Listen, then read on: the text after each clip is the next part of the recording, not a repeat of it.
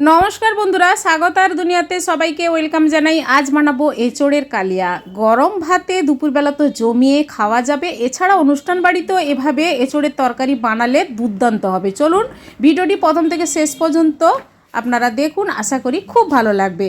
সবার প্রথমে এঁচোড়গুলো কিন্তু আমি ছোট ছোট পিস করে হলুদ জলে রেখে দিয়েছি, যাতে এঁচোড়গুলো কালো না হয়ে যায়। এঁচোড়গুলো ভালোভাবে ধুয়ে পরিষ্কার করে প্লেটের মধ্যে নিয়ে নিয়েছি। এবার এঁচোড়গুলো আমি সেদ্ধ করতে দেবো প্রেসার কুকারে। প্রেসার কুকারে 2টো সিটি দেবো। বেশি সিটি দিলে কিন্তু এঁচোড়গুলো সেদ্ধ হয়ে যাবে, আর বেশি নরম হয়ে গেলে এঁচোড়ের তরকারির স্বাদটা ভালো আসবে না। আর এঁচোড়গুলো দেওয়ার পর দিয়ে দেবো জল আর সামান্য লবণ আর হলুদ এঁচোড়ের সঙ্গে দিয়ে দেবো। আর এঁচোড় সেদ্ধ করার সময় আমি লবণ দিয়ে দিচ্ছি, তাই রান্নাতে লবণের পরিমাণ অল্প দেবো। আর এঁচোড়ের মধ্যে লবণটা ঢুকে গেলে কিন্তু খাওয়ার সময় স্বাদটা ভালো আসে এঁচোড়ে। 2টো সিটি দিয়ে এঁচোড়টা আমি সেদ্ধ করে নিলাম। ঢাকাটা খুলে নিয়েছি। দেখুন এঁচোড়টা কিন্তু খুব ভালোভাবে সেদ্ধ হয়েছে। আর একটা দেখাচ্ছি আপনাদের, এই যে দেখুন সেদ্ধটা এভাবে করে নিতে হবে। এবার একটা মশলা পেস্ট করে নিচ্ছি। মিক্সি জারে দিয়ে দিলাম 5 থেকে 6টি কাঁচা লঙ্কা, কয়েকটা টুকরো করে নেওয়া আদা আর 8 থেকে 10টি রসুনের কোয়া। আর কাঁচা লঙ্কাটা আপনারা যে যেমন খেতে পছন্দ করেন সেভাবে অনুপাতে ব্যবহার করবেন। এখানে আমি শুকনো লঙ্কা ব্যবহার করছি না। অল্প জল দিয়ে এই মশলাটা পেস্ট করে নেব। মশলাটা পেস্ট করে নিয়েছি। এবার 2টো বড় বড় সাইজের আলু ডুমো ডুমো করে কেটে ধুয়ে পরিষ্কার করে নিয়েছি। আর আলুর সঙ্গে লবণ হলুদ আলাদা জায়গায় মাখিয়ে নিচ্ছি। এভাবে মেখে তেলের মধ্যে ভাজলে কিন্তু ভালো হয়।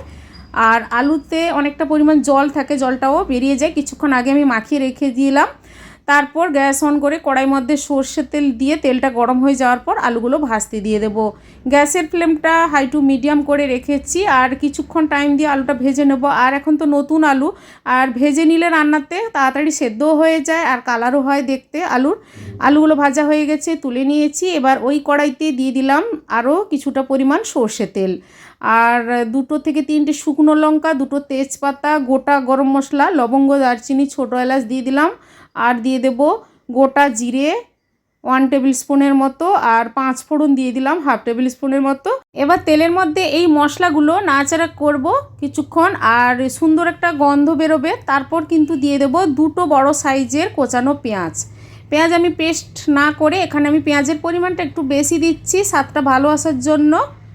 পেঁয়াজ দিয়ে দিলাম। এবার পেঁয়াজটা কিন্তু প্রথমে লাল করে ভাজতে দেব। গ্যাসের ফ্লেমটা লো রেখে মিনিট 2। পেঁয়াজটা লাল করে ভাজা হয়ে গেছে। এবার নাড়াচাড়া করে দিয়ে দেব আদা, রসুন আর কাঁচা লঙ্কা একসঙ্গে পেস্ট করেছিলাম, ওই পেস্টটা আমি দিয়ে দেব পেঁয়াজের সঙ্গে। আদা রসুন পেঁয়াজের গন্ধ যতক্ষণ না যাচ্ছে কিছুক্ষণ টাইম দিয়ে কিন্তু মশলাটা কষাবো গ্যাসের ফ্লেমটা লো রেখে।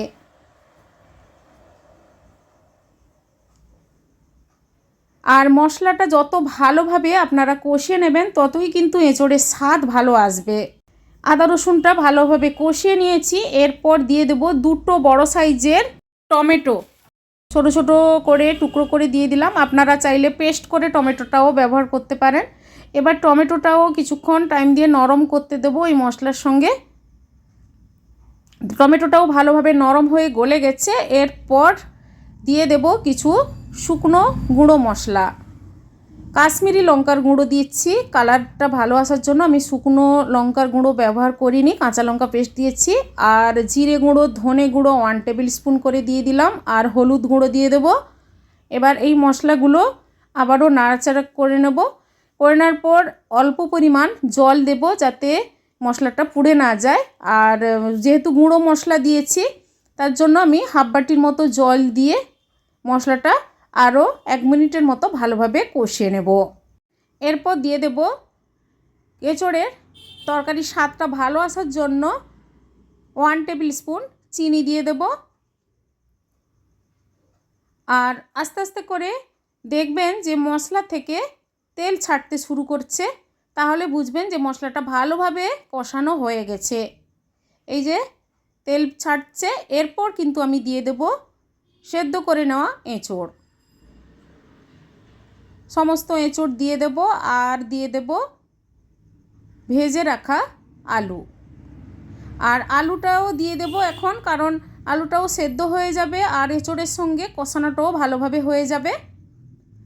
আর পরিমাণ মতো অল্প লবণও দিয়ে দেব। এঁচোড় সেদ্ধ করার সময় আমি লবণ দিয়ে সেদ্ধ করেছিলাম, আর রান্নাতে আরও লবণ আমি দিয়ে দিলাম।